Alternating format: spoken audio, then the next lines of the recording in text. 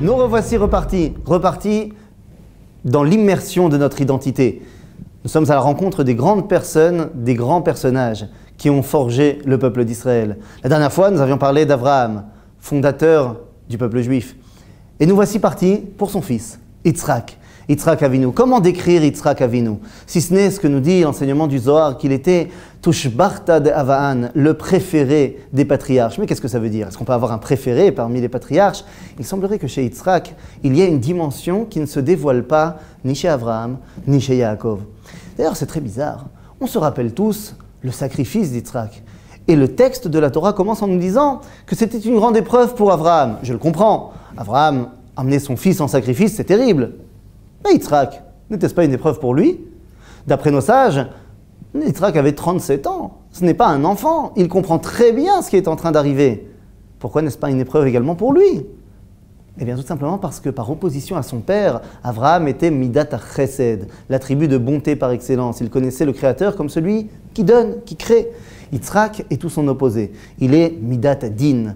Il représente l'attribut de justice. Et quoi de plus juste que de rendre ce que j'ai reçu?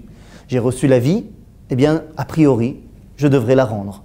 Je dois être capable de justifier chaque chose que j'ai reçue et que je fais. C'est d'ailleurs pour ça qu'Abraham va faire la tfila de Shacharit, comme nous disent nos sages. C'est-à-dire, il dévoile que le matin, le moment où je n'ai encore rien fait, où j'ai reçu ma vie en cadeau, j'ai une façon de me lier avec le Créateur. Yitzhak, quant à lui, dévoile à la fin de la journée, Ben Arbaim, Mincha, pas comme on peut voir dans des communautés Mincha Gedola, où on prie à 1h d'après-midi.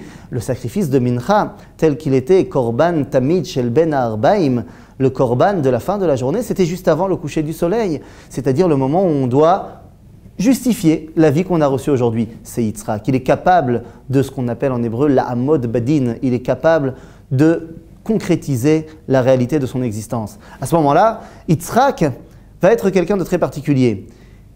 Si Abraham a 2 noms, Yaakov, on aura plusieurs également. Si Abraham a 2 femmes, Yaakov également. Chez Yitzhak, c'est très particulier. Yitzhak n'a qu'un seul nom. On n'a pas besoin de dévoiler d'autres attributs de son identité. Yitzhak est parfait. Il a un nom, il a une femme. Yitzhak ne sortira jamais d'Eretz Israël. Lorsqu'il y a la famine, Dieu lui dit « Non, toi tu ne sors pas, pas comme ton père et pas comme ton fils. Toi, tu ne sors pas d'Eretz Israël. » Yitzhak, au-delà de cela, il est tellement grand, justement peut-être parce qu'il n'est jamais sorti d'Eretz Israël, que la Torah va même accepter de faire quelque chose qu'elle ne fait pas en général. Elle va nous dévoiler sa vie intime. On sait bien qu'Abraham et Sarah ont une vie intime, ils ont eu un enfant. On sait bien que Yaakov et Léa, Yaakov et Rachel également. Mais on ne nous le dit pas officiellement. Alors que là, lorsque Yitzhak et Rivka sont chez Avimelech, Avimelech regarde par la fenêtre et la Torah nous dit qu'ils ont la vue, Yitzhak et Rivka, en train d'être ensemble. Comment est-ce possible? Pourquoi parler de cela? Eh bien, c'est justement pour montrer la grandeur et la sainteté chez Yitzhak. Chez lui, tout est saint. Il est le dévoileur de la sainteté sur terre. Et c'est d'ailleurs pour ça que comme il est le tzaddik ultime, eh bien Yitzhak Avinu, il est très différent de son père et de ce que sera son fils. On peut dire qu'Abraham et Yaakov sont des bergers par excellence. Yitzhak aussi l'était, mais la Torah veut mettre un point d'honneur en montrant qu'il est également Oved Adama. Il creuse des puits. C'est vrai qu'on a appris dans le texte qu'Abraham les avait creusés, mais c'est Derech Hagav. Yitzhak creuse des puits lui-même, et la Torah nous le dit. Et on voit que lorsque ses serviteurs creusent des puits, il y a des disputes entre les gens qui habitent en Israël, des gens qui ne voudraient pas accepter la légitimité de la famille d'Abraham sur cette terre. Toute ressemblance avec un cas actuel serait purement fortuite et involontaire, évidemment.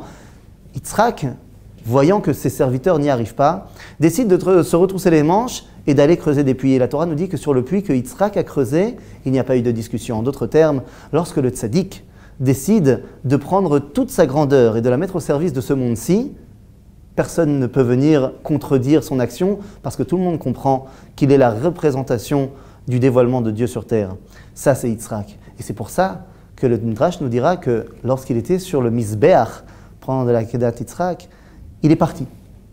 Il est parti. La Torah nous dit qu'Abraham est revenu, ne nous dit pas que Yitzhak est revenu. Le Midrash nous dit que Yitzhak est parti se balader pendant 2 ans au Gan Eden. Mais qu'est-ce que c'est se balader au Gan Eden? Nos sages nous apprennent dans la paracha de Kedoshim que qu'est-ce que c'est Kedoshim Tiyu.